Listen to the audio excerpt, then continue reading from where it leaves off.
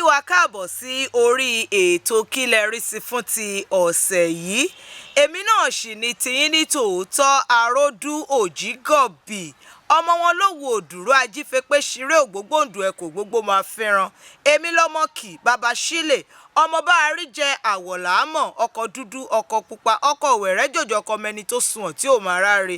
Ọmọ wọn láwà òṣùlé, ọmọ bàbá kan omi tútù ti jó ní fàìfàì. Nuwa Media. Mo kí wa káàbọ̀ sí orí ètò kílẹ̀ rí sí lẹ́ẹ̀kan sí.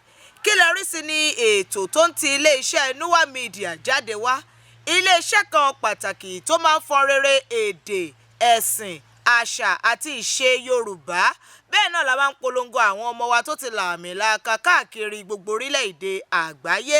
Kílẹ̀ rí sí ni ètò kan lórí èyí tí a ti jọ máa ń fi ọ̀rọ̀ jomitoro ọ̀rọ̀ fíkunlukùn lórí àwọn ìrírí tàbí kàyéfì tá a gbọ́ tó ṣẹlẹ̀ sí wa àbí tí ó ṣojú wa. Fún ti ọ̀sẹ̀ yìí, áńgẹ́lì ẹni ó ṣeé ṣe kó máa wà pẹ̀lú wa báyìí ká má mọ̀ pé áńgẹ́lì wa ló dúró tì wá. Òun ló dífá fún bàbá kan awakọ̀ ní ìlú ńlá kan lórílẹ̀‐èdè Nàìjíríà.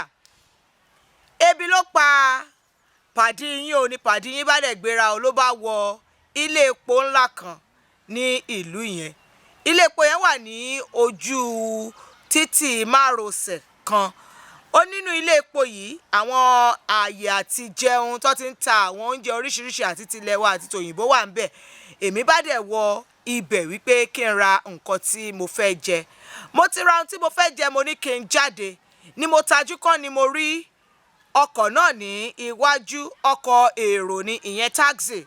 Ni mo rí ọkọ̀ yẹn níwájú, mo ṣáà rí pé àwọn méjì tó wà nínú ọkọ̀ yẹn ọ̀rọ̀ tó ń sọ yẹn ó ká wọn ní ara. Mọ́tò ṣèré wọ́n tò lọ jàǹtìrẹrẹ. Àwọn ẹ̀ṣọ́ pópó wọ́n ń gbìyànjú àti jẹ́ kí ọ̀nà ṣe gbà fún àwọn èèyàn.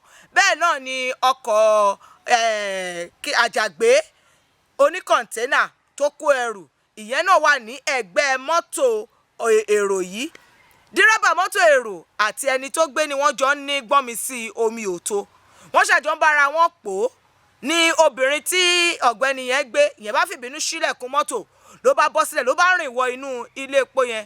Bí dírẹ́bà torí pé ọ̀nà ìtì ìjágara fún wọn láti rìn wọ́n sì wà ní ìdúró ni dírẹ́bà bá ṣílẹ̀kùn ọkọ̀ ló bá bọ́lẹ̀ ló bá sáré tẹ̀ lóbìnrin bóyá bẹ̀rẹ̀ sí pariwo lé lórí nìyẹn. Ṣé ń tá a jọ bára wa sọnù? Ṣé bàdéhùn tá a jọ nínú ọ̀pọ̀ sanye báyìí ọ̀wá sanye yẹn fún un mọ́ kíní kan bá ṣàṣejọ wọ̀ yá ló bá ń lé obìnrin yẹn lọ lẹ́lẹ́lẹ́. Ibi tó ti wá ká obìnrin yẹn mọ́ níbi tóbìnrin yẹn dé nínú ọgbà ilé epo yìí. Akọ̀gbọ́ gbòó kí ló ṣẹlẹ̀ tá a máa wo ọ̀ọ́kán kọ̀ǹténà tí ọkọ̀ àjàgbé yìí gbé.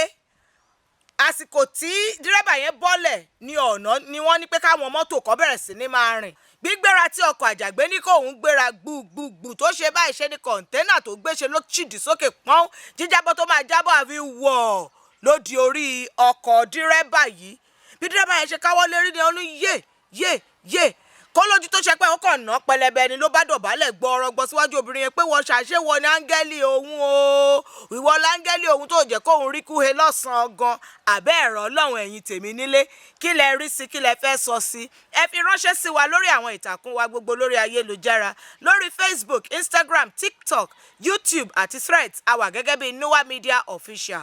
Tẹ́ bá dẹ̀ ní àwọn kàyéfì tàbí ìrírí kan tẹ́ fẹ́ ká bá yín gbé sí afẹ́fẹ́ fún àwọn ènìyàn láti dá sí ẹ jọ̀ọ́ ẹ fi ṣọwọ́ sí wa lórí ímeèlì wa ìyẹn nuwamedia@gmail.com. Ẹ dẹ̀ lè pè wá tàbí kẹ́ ẹ tẹ àtẹ̀ránṣẹ́ àbí kẹ́ ẹ bá wa sọ̀rọ̀ lórí WhatsApp pẹ̀lú ẹ̀rọ ìbánisọ̀rọ̀ tẹ́ ń wò lórí ẹ̀rọ yín. Ìpàdé tún di ìgbà mìíràn lórí ètò kílẹ̀ rí sí. Èmi náà ṣì ní ti ní tòótọ́ mi ò parúkọdà àròdú òjígọ̀bì ọmọ olówó òdùrú ọmọ àwà òṣùlé ọmọ bàbá kan omi tútù tí jó ní fàìfàì. Àlàáfíà o.